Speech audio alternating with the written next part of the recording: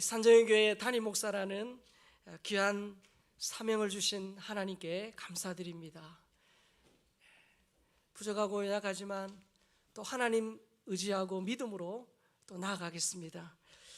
지난 1년 2개월 동사 목사로 사역할 때 늘 기도해 주시고 또 격려해 주신 우리 원로 목사님과 또 사모님, 그리고 우리 장로님들, 그리고 우리 모든 또 재직과 우리 성도님들께도 진심으로 감사드립니다. 우리 교회는 우리 원로 목사님과 사모님의 그 눈물과 땀과 피의 헌신 위에 주의 교회를 사랑하고 주의 교회를 위해서 헌신하는 우리 많은 성도님들의 그 수고와 헌신 위에 지금까지 여기까지 왔습니다. 그 원로 목사님과 사모님의 그 사역의 바톤을 저와 제 아내가 이어받았습니다. 두렵고 떨리는 마음이 크지만 하나님이 지금껏 저의 삶에 은혜 베푸시고 역사해 주셨고 지금도 함께 하시고 또 부족한 저와 우리 가정을 위해서 또 저희 사역을 위해서 기도해 주시고 최선을 다해 도와주시고 협력해 주실 사랑하는 우리 성도님들이 있기 때문에 또 무릎으로 기도하며 용기 내어 이 사역 감당하고자 합니다.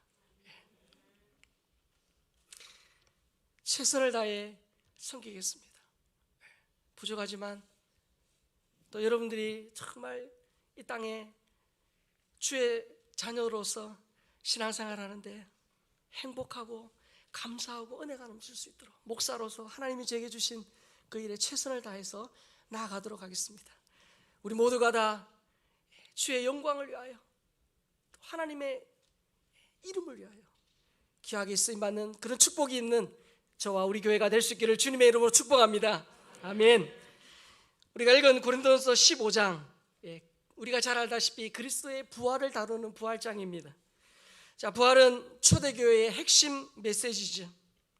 그러나 당시 고린도에는 부활은 없다라고 말하는 그런 교인들이 있었습니다.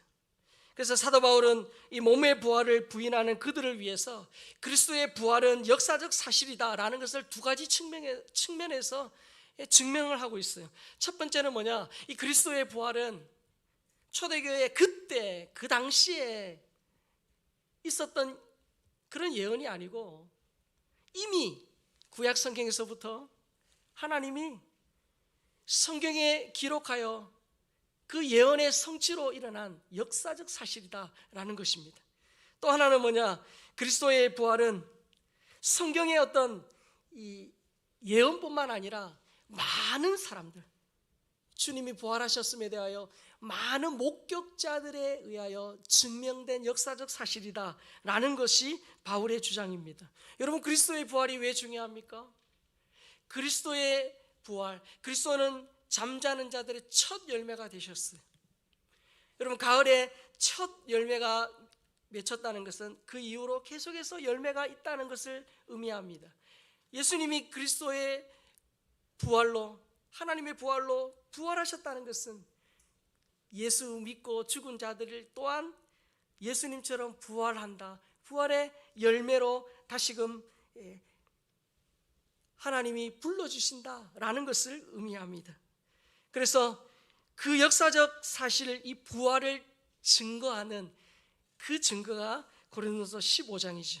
바울은 만삭되지 못하여 난자 같은 자신을 찾아오신 그 부활하신 주님을 간증하고 있는 겁니다. 자, 그 간증 중에 한 구절을 오늘 제가 읽었습니다. 자, 이 구절 다시 한번 우리가 읽도록 하겠습니다. 시작.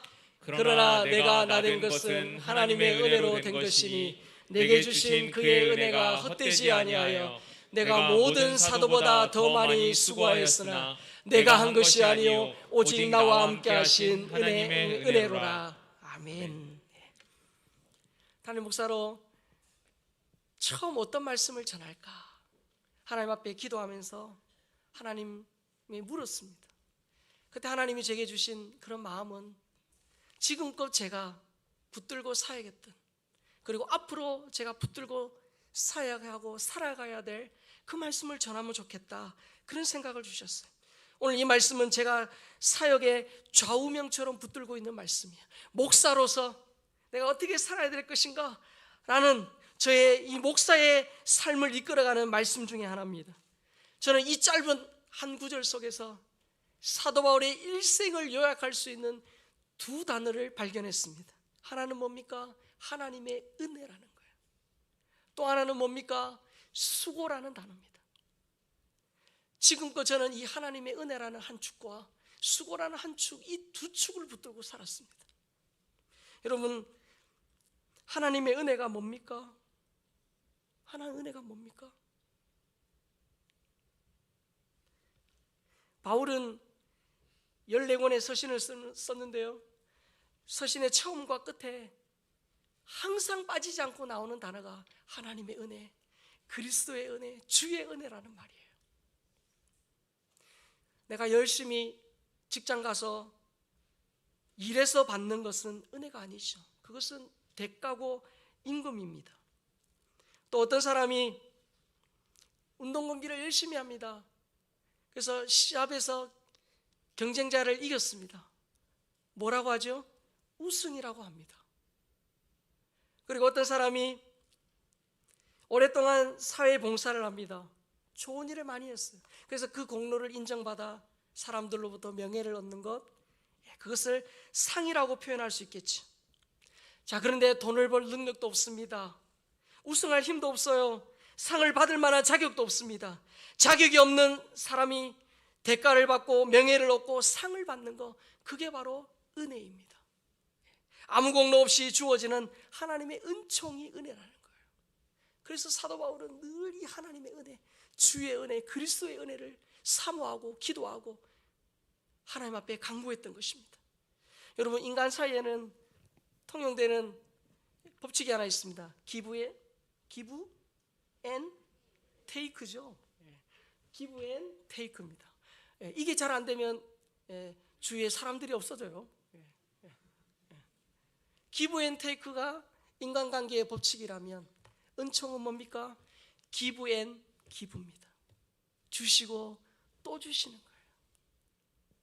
받을 만한 자격이 있어 주시는 게 아니고 어떤 공로가 있고 내 열심에 의해서 받는 것이 아니라 하나님이 일방적으로 은총으로 주시는 거예요. 그래서 신학자 토머스 C 고든은 이런 말을 했습니다. 우리 같이 한번 읽겠습니다. 은혜가 있어야만 진리를 알고 죄를 피하고 바르게 행동하고 제대로 기도하고 구원을 갈망하고 신앙생활을 시작하고 믿음을 지킬 수 있다. 그래서 그리스도의 삶의 원동력이 뭐냐? 오드는 은혜다, 그렇게 표현했습니다. 뿐만 아니라 필립 얀시는 또 이런 말을 했습니다. 우리가 아무리 깊이 가라앉아도 하나님의 은혜는 거기까지 찾아온다. 동시에 은혜는 우리를 그 자리에 두지 않고 새로운 고지로 이끈다. 여러분, 우리 그리스도인들에게 가장 큰 은혜는 뭡니까? 에베소서 2장 4절 5절에는 이런 말씀이 있죠. 같이 읽겠습니다. 긍휼이 풍성하신 하나님이 우리를 사랑하신 그 큰 사랑을 인하여 허물로 죽은 우리를 그리스도와 함께 살리셨고 너희는 은혜로 구원을 받은 것이라. 여러분, 우리 그리스도인들에게 가장 큰 은혜는요, 하나님을 모른 채 내 생각으로 내 계획으로 내가 내 인생 주인되어 살던 나를 어느 순간 십자가의 보혈로 나를 구원하시고 억만 죄악 가운데서 나를 살리시고 하나님의 자녀 삼으시고 하나님의 백성 삼아주신 이 구원의 은혜, 이 구원의 은혜가 가장 큰 은혜이란 것이에요. 여러분, 이 은혜는 교회 밖의 사람들은 모릅니다. 알 수도 없습니다. 나의 어떤 공로나 노력과 상관없이 그리스도의 십자가의 보혈로 구원해 주신 거예요. 여러분, 이 구원의 은혜, 이 구원의 은혜는 평생 우리가 감사하고 감사해도 모자란 하나님의 은혜입니다. 저는 아무도 예수 믿지 않는 그런 가정에서 자랐습니다. 저는 초등학교 3학년 때 처음 교회를 갔어요. 믿음이 있어서 교회를 갔냐? 그렇지 않습니다. 그냥 교회 가니까 저를 따뜻하게 맞이해 주시는 목사님과 우리 선생님이 계셔서 그게 너무 좋았어요. 그래서 지금도 우리 주일학교에서 참 선생님들이 애쓰고 수고 많으신데, 저는 우리 교사 선생님들의 그 수고 헌신, 그 따뜻한 사랑으로 아이들을 맞아주시고 기도해 주시는 그것을 통해서 또 저와 같은 사람이 또 생긴다고 생각하거든요. 참 감사하게도 교회를 가고 거의 한 번도 빠지지 않고 교회를 갔어요. 하나님 은혜였어요. 그러다가 중학교 2학년 여름방학 집 근처에 기도원에 형님들 누나들 따라서 갔습니다. 기도하러 간 건 아닌 것 같아요. 따라간 것 같아요. 그런데 그날 밤에 예수님이 나의 죄를 위하여 십자가에 죽으셨다는 사실, 내가 그 예수님을 믿어진다는 사실, 그리고 그 예수님 때문에 내가 구원받았다는 사실, 그 사실이 믿어지니까 얼마나 감사했는지 몰라요. 그리고 중학교 2학년이니까 뭐 그렇게 죄 많이 안 지었을 거 아닙니까? 물론 죄는 많이 지었겠지만, 근데 그날 밤에 얼마나 많이 회개했는지 몰라요. 진짜 그날 밤에 제 마음에 무슨 생각이 들었냐면, 야, 나 내일 죽어도 후회가 없고 아무런 미련이 없더라고요. 나 내일 죽어도 좋더라고요. 그런 마음이 제가 있었어요. 물론 진짜 하나님 죽인다 그러면 다시 생각해 보겠지만, 정말 기뻤어요. 그 구원의 은혜. 사랑하는 성도 여러분, 우리가 신앙생활 하다 보면 그 첫사랑의 감격, 구원의 은혜, 이것을 잊어버리고 내 인생에 없는 것, 부족한 것, 어려운 것, 그것만 자꾸 묵상하게 되거든요. 다시금 구원의 은혜, 그 구원의 감격 속에 은혜로 사는 여러분들 될 수 있기를 주님의 이름으로 축복합니다. 근데요, 하나님은 우리에게 구원의 은혜만 주시는 게 아니에요. 따라해 봅시다. 때를 따라 돕는 은혜. 때를 따라 돕는 은혜. 하나님 때를 따라 돕는 은혜를 주신다는 거예요. 바울은 고린도후서 9장 8절에서 이렇게 고백합니다. 같이 읽습니다. 하나님이 능히 모든 은혜를 너희에게 넘치게 하시나니 이는 너희로 모든 일에 항상 모든 것이 넉넉하여 모든 착한 일에 넘치게 하게 하려 하심이라. 아멘. 아멘. 고린도 교인들이 모든 선한 일을 넘치게 할 수 있도록 은혜를 베풀어 주셨다. 바울은 그렇게 고백합니다. 그래서 바울은 매 순간 이 구원의 은혜와 때를 따라 돕는 은혜, 이 은혜를 사모하며 기도했다는 거예요. 여러분 인생에 지금 당장 오늘 오후, 아니 내일, 이번 주간에 필요한 은혜가 있죠.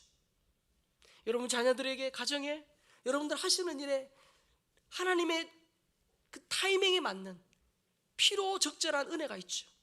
그 은혜를 사모하는 거예요. 그 은혜를 사모하는 거예요. 참 감사하게도 하나님은 저를 구원해 주셨을 뿐만 아니라 지금까지 오는 삶 가운데 제 삶의 여정마다 하나님이 때를 따라 돕는 은혜를 주셨어요. 복음의 불모지 가정에서 태어나서 전혀 예수님을 모르다가 주님을 만난 것. 중학교 2학년, 북한의 김정은도 두려워한다는 중학교 2학년. 그 중학교 2학년 가정의 형편을 보면 얼마든지 탈선할 수 있고 곁길 갈 수 있는 저를 하나님의 은혜가, 교회라는 울타리가 저를 딱 붙들어 주셨어요. 뿐만 아니라 제가 중국에서 잠깐 공부할 때 그때 하나님이 저를 목사로 부르셨어요. 전혀 저의 계획이 없던 하나님이 갑자기 중간에 들어오셔서 저의 인생 여정을 완전히 바꿔놓으셨어요. 중국에 돌아와서 하나님 이 길이 맞습니까? 하나님 이 길이 진짜 하나님이 저를 향한 계획입니까? 1년을 기도하며 준비했습니다. 그 신학의 과정, 또 그 사역의 현장마다 하나님이 때를 따라 돕는 은혜를 주셨어요. 저는 시골교회 출신입니다. 시골교회 한 교회에서 자라서 청년이 되고 교육전사로 제가 1년을 사역하다가 다른 사역지로 갔거든요. 시골교회다 보니까 사역에 뭐 보고 들은 것이 미천합니다. 아는 게 없어요. 신학을 해야 되는데 아는 게 없어요. 근데 하나님 정말 감사하게도 부흥하는 교회로, 은혜로운 교회로, 정말 다양한 사역을 펼치고 있는 교회로 저를 하나님이 또 그리로 인도해 주신 거예요. 능력은 없지만 그때마다 기도하면서 하나님 어떻게 하면 좋죠? 그때마다 하나님 앞에 구하면서 갈 때에 전혀 새로운 사역, 한 번도 해보지 않은 사역이었지만 하나님이 감당할 수 있는 힘을 주셨어요. 훌륭한 목사님 밑에서 목회 훈련을 받을 수 있도록 하나님이 은혜를 주셨어요. 만남의 축복을 주셨어요. 여러 목사님들과 또 우리 평신도 지도자들과의 이 동력의 기쁨, 나 혼자 독주하는 것이 아니라 좀 느려도 손잡고 함께 가면서 누리는 기쁨, 그 동력의 기쁨, 그 기쁨을 누리게 하셨어요. 부정한 저를 이 안산으로 부르시고 여러분들과 동력할 수 있도록, 그래서 이 안산 땅과 이 대한민국과 열방을 복되게 하고 우리 주위에 죽어가는 많은 영혼들을 하나님께로 인도하고 양으로 생명을 얻게 하고 더 풍성히 얻게 하려 하심이라 하셨던 그 말씀이 실제적으로 저와 여러분들의 삶의 가정의 자녀들에게 그대로 임하도록, 그 일을 하도록 하나님이 부르셨는데 하나님 때를 따라 돕는 은혜를 주셨다는 거예요.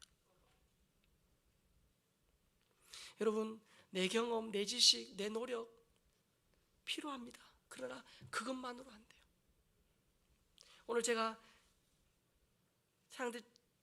찬양의 가사가 정말 제가 하고 싶었던 저의 고백이에요. 여러분, 하나님 은혜보다 앞서면 안 됩니다. 혹여나 여러분 가운데 하나님의 은혜가 희미해지신 분이 계십니까?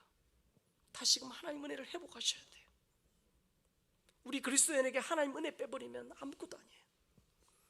하나님 은혜가, 여러분, 하나님의 은혜를 사모하고 예배의 자리를 지키고 기도의 자리를 지켜야 하나님이 은혜를 주십니다. 왜 우리가 기도합니까? 왜 우리가 예배의 자리를 지킵니까? 하나님 은혜를 주옵소서. 찬양의 그 가사 하나가, 기도 한마디가, 말씀 한 구절이 힘해졌던 우리의 심령에 은혜의 불을 당긴다는 거예요. 그래서 여러분, 이 주일 예배가 그렇게 중요한 거예요. 주일부터 월, 화, 수, 목, 금, 토지요. 주일 이 첫날 은혜로 하나님 앞에 충만해지지 않으면 월요일부터 화요일, 수요일, 목요일 가면서 더 힘들어져요. 그래서 이 주일날 하나님의 은혜를 사모하고 은혜 충만해야 한 주간 가정과 직장의 선교사로 살 수 있는 겁니다. 여러분, 혹시나 은혜의 축이 무너진 분이 계시다면, 은혜의 이 축이 흔들리는 분이 계시다면 기도의 자리를 지키고 예배의 자리를 지켜서 다시금 하나님의 은혜로 충만한 여러분 되시기를 주의 이름으로 축복합니다. 아멘. 자, 하나님의 은혜라는 이 한 축이 있습니다. 자, 그리고 또 한 축이 뭡니까? 수고라는 거예요. 여러분, 이 두 가지는 항상 같이 가야 합니다. 어느 한쪽만 있어도 안 되고 치우쳐서도 안 돼요. 오늘 본문 다시 한번 읽겠습니다. 시작.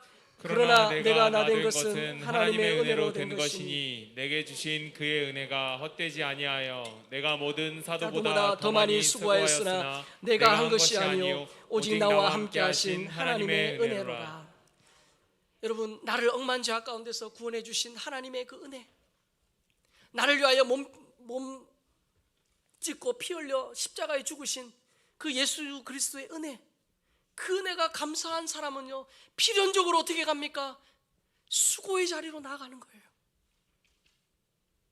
여러분, 이방인의 사도로 부름을 받아 순교하기까지 복음을 위해 헌신했던 바울의 그 고백이 고린도후서 11장 23절에서 27절에 나옵니다. 자, 그가 얼마나 복음을 위해 수고했는지 한번 같이 읽겠습니다. 그들이 그리스도의 일꾼이냐 정신없는 말을 하거니와 나는 더욱 그러하도다. 내가 수고를 넘치도록 하고 옥에 갇히기도 더 많이 하고 매도 수없이 맞고 여러 번 죽을 뻔하였으니 유대인들에게 40에서 하나 감한매를 5번 맞았으며 3번 태장으로 맞고 1번 돌로 맞고 3번 파선하고 일주야를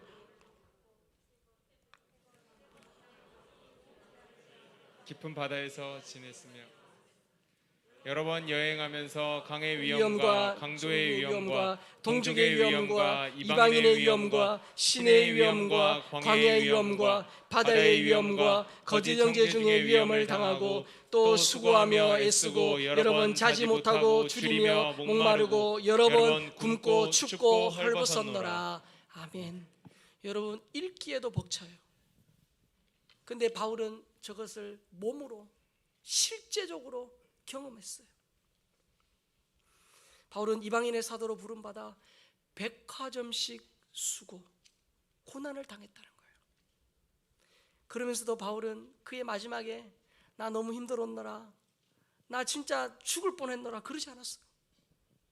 하나님께 감사하고 이 수고까지도 받아주신 하나님 감사하고 하나님 영광 올려드립니다 그랬거든요. 바울이 갈라디아서 4장 19절에서 이렇게 고백합니다. 같이 읽습니다. 나의 자녀들아 너희 속에 그리스도의 형상을 이루기까지 다시 너희를 위하여 해산하는 수고를 하노니. 바울은 이 갈라디아 성도들이 그리스도를 닮아가는데 해산하는 수고를 했대요. 아마 우리 여자 성도님들은 해산을 해보셔가지고 더 마음에 와닿았을 거예요. 우리 형제님들은 조금 더러우실 것 같고. 여러분 해산하는 수고 무슨 말인지 이해가 되시죠? 자기 의를 드러내는 수고가 아닙니다. 자기 사람에게 인정받기 위한 그런 자기 열심, 자기 노력, 자기 수고가 아니에요. 하나님의 사랑과 은혜에 감격해서 나 같은 죄인을 불러주시고 주의 교회에서 이런 귀한 직분을 맡겨주심에 대하여 너무너무 감사해서 하나님 앞에 헌신하는 거예요. 자신의 재능과 시간과 물질을 하나님께 드리는 거예요. 다음 주일은 우리 추수감사주일입니다. 우리 2022년도도 참 어렵게 시작했어요. 그러나 하나님이 지금까지 여기까지 인도해 주셨어요.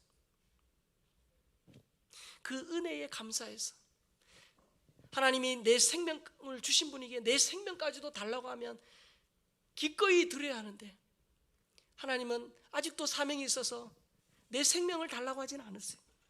그러나 내 생명처럼 소중히 여기고 내 마음이 담겨져 있는 그 물질을 통해서 하나님, 내 인생의 주인은 하나님이십니다.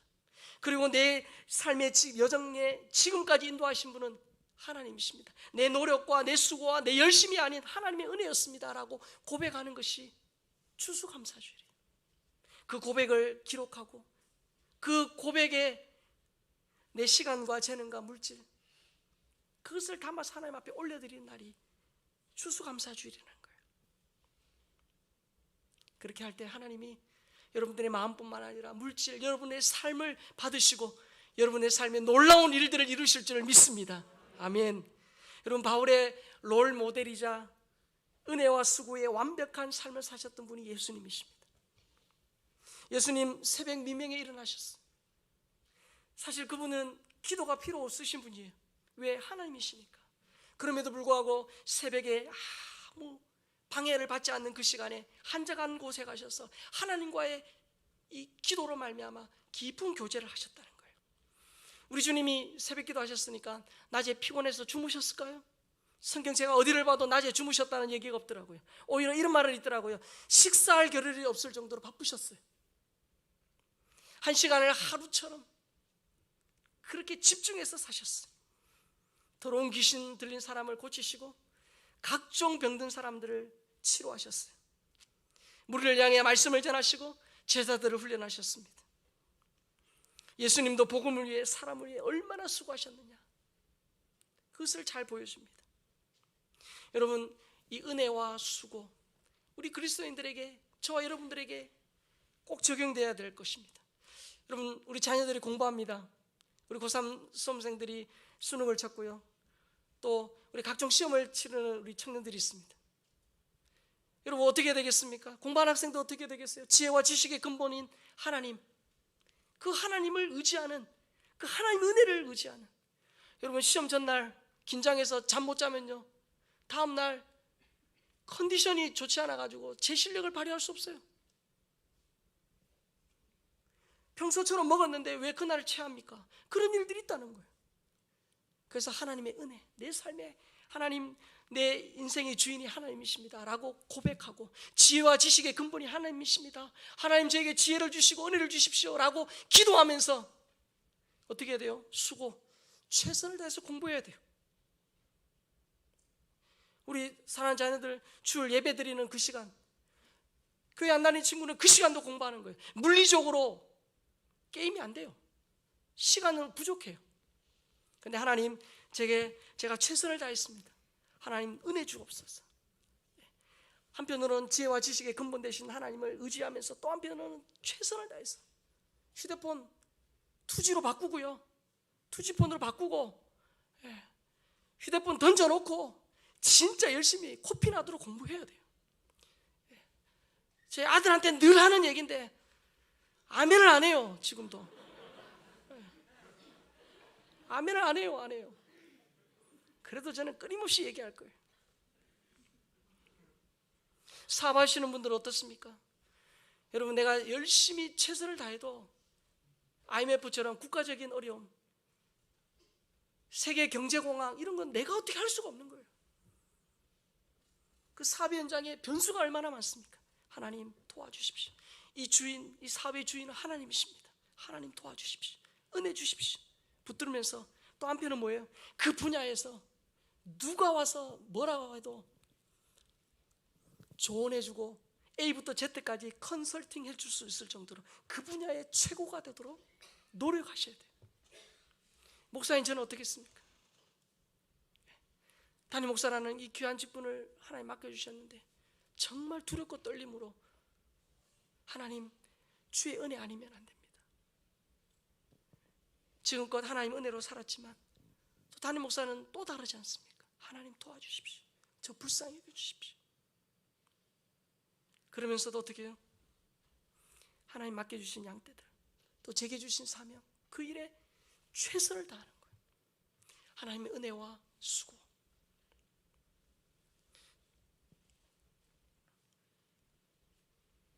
그래서 우리 원로 목사님이 최선을 다해서 사역하신 것처럼, 우리 사도 바울이, 또 우리 예수님이 그렇게 하신 것처럼 저도 그렇게 목양할 것입니다. 여러분, 이 일을 잘하기 위해서는 필요한 게 있어요. 예수님의 곁에는 12제자가 있었어요. 사도 바울의 곁에도 그 수십 명의 동력자들이 있었어요. 저도 마찬가지. 저 혼자 할 수 없는 거예요. 정말 주의 교회를 신실하게 섬기는 우리 부교육자들이 또 있기 때문에 그들과 함께 협력하는 거예요. 또 우리 장로님들, 우리 안수 집사님들, 권사님들, 우리 목자, 교사, 리더들이 있기 때문에 함께 일을 하는 거예요. 여러분, 성경의 모든 기적은요, 하나님의 은혜라는 물줄기와 인간의 수고라는 물줄기가 만나는 그곳에서 일어났어요. 그래서 이런 명언이 있습니다. 우리 같이 한번 읽겠습니다. 시작. 하나님의 바람은 언제나 분다. 그러나 당신의 돛은 당신이 올려야 한다. 기도할 때는 하나님밖에 없는 것처럼 기도하고, 내가 해야 할 일을 할 때는 마치 하나님이 없는 것처럼 최선을 다하라. 제가 정말 좋아하는 말씀이에요. 기도할 때는 하나님밖에 없는 것처럼. 하나님 아니면 안 됩니다. 하나님 아니면 안 됩니다. 그렇게 기도하고, 주의 교회에 맡겨주신 그 일, 하나님이 주신 그 일, 가정이나 교회나 직장에서 주신 그 일을 할 땐 마치 하나님이 안 계셔서, 내가 하지 않으면, 내가 지켜야 될 그 봉사의 자리, 기도의 자리, 예배의 자리, 그 지키지 않으면 안 되는 것처럼 최선을 다하라. 역대하 16장 9절에 이렇게 말씀합니다. 여호와의 눈은 온 땅을 두루 감찰하사 전심으로 자기에게 향하는 자들을 위하여 능력을 베푸시나니. 전심으로 자기에게 향하는 자에게 능력을 베푸신다는 거예요. 잠언 8장 17절입니다. 나를 사랑하는 자들이 나의 사랑을 입으며 나를 간절히 찾는 자가 나를 만날 것이니라. 나를 간절히 찾는 자가 만나 주신다는 거예요. 하나님은 전심으로 하나님을 향하는 자에게 능력을 베푸십니다. 하나님을 사랑하며 하나님을 간절히 찾는 자를 만나 주신다는 거예요. 하나님의 은혜를 의지하고 자신에게 맡겨주신 일에 최선을 다할 때 그곳에 하나님이 역사하신다는 겁니다. 내 기도의 자리를 지키고 인내로 기도하는 그곳에 하나님이 응답하신다는 거예요. 하나님이 주신 재능을 따라 그리스도의 손과 발로 봉사하는 그곳에 하나님의 기적이 일어난다는 것입니다. 우리 갈라디아서 6장 7절 8절 말씀 읽겠습니다. 스스로 속이지 말라. 하나님은 없인 여김을 받지 아니하시나니 사람이 무엇으로 심든지 그대로 거두리라. 자기의 육체를 위하여 심는 자는 육체로부터 썩어질 것을 거두고 성령을 위하여 심는 자는 성령으로부터 영생을 거두리라. 아멘. 여러분, 하나님의 은혜와 하나님의 수고는 함께 가야 돼요. 혹여나 여러분 이 둘 중에 어느 하나라도 희미하고 약해지고 흔들린 것이 있다면 다시금 기도하면서 은혜를 사모하고 여러분들에게 맡겨주신 그 일에 헌신하셔야 돼요. 하나님의 은혜가 없으면 아무것도 아니에요. 하나님의 은혜를 절대적으로 사모해야 합니다. 여러분, 그래서 우리가 예배의 자리에 온 것이고 새벽에 저녁에도 기도하는 거예요. 하나님의 은혜. 여러분, 주의 은혜가 없으면 하나님 맡겨주신 그 사역이요 짐이 됩니다. 하나님은 절대로 주의 교회에 맡겨주신 일이 짐으로 주시지 않았어요. 고민으로 주시지 않았어요. 복이 되게 하시고 그 사역하면서 내 인생에 힘이 되도록 주신 거예요. 그런데 여러분, 은혜가 없으면 마치 기름칠 안 된 기계처럼 너무 힘들어요. 그래서 연말 되면 어떻게 하든지 내년에 안 하려고 그거 가지고 금식기도 하시더라고요.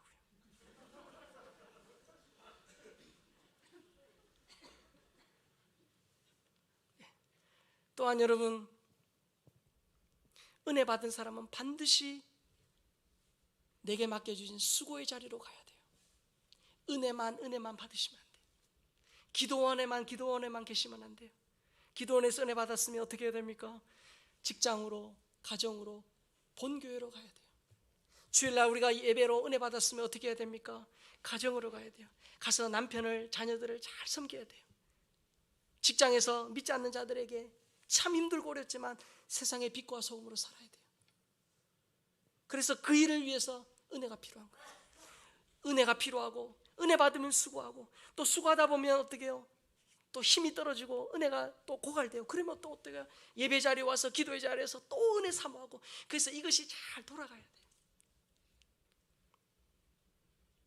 은혜는 나만 누리라고 주신 것이 아닙니다. 받은 은혜를 주신 재능을 따라 하나님과 교회를 섬기고 성도들을 섬기라고 주신 거예요. 저도 참 두렵고 떨리는 그런 마음으로 하나님 은혜 사모하고 그러면서도 선한 목자 되신 예수님처럼 제게 맡겨주신 귀한 양떼들, 그 양떼를 위해 최선을 다할 것입니다. 부족한 저에게 맡겨주신 소명과 사명에 헌신할 것입니다. 한 번밖에 없는 인생, 하나님께 주신 시간과 재능, 건강, 물질, 나중에 하나님이 우리 하나님 앞에 섰을 때 셈하시는 날이 와요. 그 날에 하나님, 제가 부족하지만 하나님을 위하여, 이웃을 위하여 이렇게 제 시간과 재능과 물질과 삶의 기회를 드렸습니다 라고 고백하고 하나님 앞에 영광 돌려드리는 우리 모든 산정현 가족들 될 수 있기를 주님의 이름으로 축복합니다. 아멘. 이 시간 우리 일어나셔서 찬송가 151장 찬양하겠습니다. 이 찬양할 때 가사를 생각하면서 정말 우리의 마음을 담고 하나님 은혜를 주옵소서, 또 하나님 내가 내게 주신 일에 주의 일에 힘쓰겠습니다 라는 고백을 담아 이 찬양 우리 힘차게 드리도록 하겠습니다.